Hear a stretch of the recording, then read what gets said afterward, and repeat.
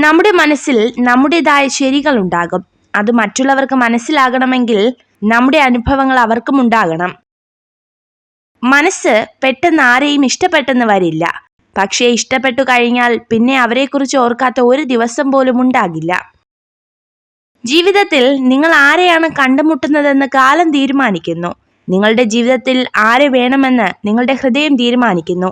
നിങ്ങളുടെ ജീവിതത്തിൽ ആരാണ് തുടരേണ്ടതെന്ന് നിങ്ങളുടെ പെരുമാറ്റം തീരുമാനിക്കുന്നു. ഒരാൾ ആരുമായി ചങ്ങാത്തം കൂടുന്നുവോ അതനുസരിച്ച് അയാളുടെ നിലനിൽപ്പിലും സ്വഭാവത്തിലും മൂല്യത്തിലും വ്യത്യാസമുണ്ടാകുന്നു. വിധി അകറ്റിയ പ്രണയവും കാലം മായ്ക്കാത്ത ഓർമ്മകളും എന്നും ഒരുപോലെയാണ്. അത് നമ്മെ ഓർമ്മകളാൽ വീണ്ടും വീണ്ടും കുത്തി നോവിച്ചുകൊണ്ടേയിരിക്കും. അടുത്തുള്ളവയെ അവഗണിച്ചുകൊണ്ട് അകലങ്ങളിലുള്ള സുഖവും സന്തോഷവും തേടിപ്പോകുന്നത് തികച്ചും വിഡ്ഢിത്തമാണ്. അവനവനിൽ നിന്ന് ഒന്നും പഠിക്കാത്തവന് അന്യരിൽ നിന്നും ഒന്നും നേടാൻ കഴിയില്ല. മറന്നു പോകാവുന്ന മനസ്സും നിലച്ചു പോകാവുന്ന ഹൃദയവുമാണ് നമ്മുടേത്. ഇതിനിടയിൽ കിട്ടുന്ന കുറച്ച് സമയം സ്നേഹിക്കാനും സന്തോഷിക്കാനും കഴിഞ്ഞാൽ അതാണ് സ്വർഗതുല്യമായ ജീവിതം.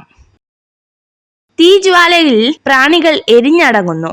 അത്യാഗ്രഹി അവന്റെ ധിക്കാരത്താൽ കൊല്ലപ്പെടുന്നു. ചിന്തകളും സങ്കല്പങ്ങളും നമ്മളിൽ നിന്നും ഒരിക്കലും വേഗത്തിൽ മാഞ്ഞു പോകില്ല. കാരണം ഓരോ ദിവസവും നമ്മുടെ മനസ്സിൽ നമ്മൾ അതിനെ പരിപോഷിപ്പിച്ചുകൊണ്ടിരിക്കുന്നു.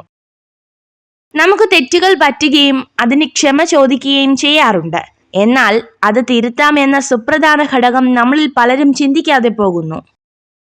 വെറുക്കുന്ന ചിന്താഗതിയിൽ നിന്ന് മുക്തരായവർ ആരൊക്കെയാണോ അവർ തീർച്ചയായും സമാധാനത്തെ കണ്ടെത്തും. നമ്മൾ മറ്റൊരാളുടെ പ്രേരണയാൽ നമുക്ക് യോജിക്കാൻ കഴിയാത്ത ഒരു കാര്യവും ചെയ്യരുത്. ഞാനത് ചെയ്യില്ല എന്ന് പറയാൻ മനസ്സിനെ ബലപ്പെടുത്തണം. ആളുകൾ ചെയ്യുന്ന കാര്യങ്ങളിൽ നിന്നും പഠിക്കുക. അതിൽ നിന്നും ഉൾക്കൊള്ളാൻ കഴിയുന്ന നല്ല കാര്യങ്ങൾ ചെയ്യുക. മറ്റുള്ളവർ നിങ്ങളോട് പറയുന്നതല്ല നിങ്ങൾ ചെയ്യേണ്ടത്. നിങ്ങൾ വിശ്വസിക്കുന്നവരെ സൂക്ഷിക്കുക. ഉപ്പും പഞ്ചസാരയും നിറത്തിൽ ഒരുപോലെയാണ്, എന്നാൽ ഗുണമോ തീർത്തും വിപരീതവും ഇതുപോലെയാണ് മനുഷ്യരും.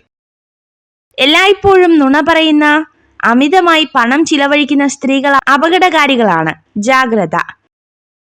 തെറ്റുകൾ വന്നു പോകുന്നതിനാൽ കുറ്റകരമായ ഒന്നുമില്ല.